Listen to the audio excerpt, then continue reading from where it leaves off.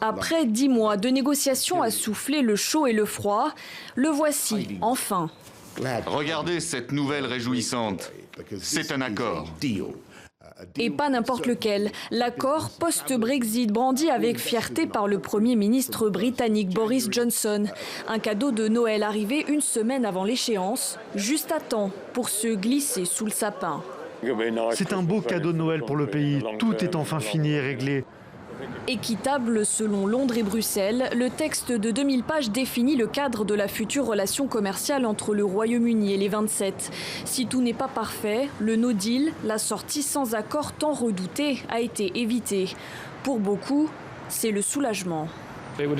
Cela aurait été un désastre s'il n'y avait pas eu d'accord. Je suis donc très heureux, mais triste que nous quittions l'Europe. Mais le long processus pour y aboutir en a découragé plus d'un, au point d'éprouver des regrets.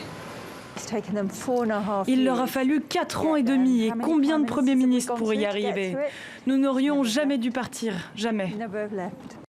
En Écosse, où la population a voté à 62% contre la sortie de l'Union européenne, beaucoup ont le sentiment de subir la situation. Je suis vraiment dégoûtée de ne plus faire partie de l'Europe. Cela me rend nerveuse de penser à la façon dont je vais visiter les villes européennes. J'ai des amis qui vivent en Espagne et en France, donc ce n'est pas une bonne chose pour moi.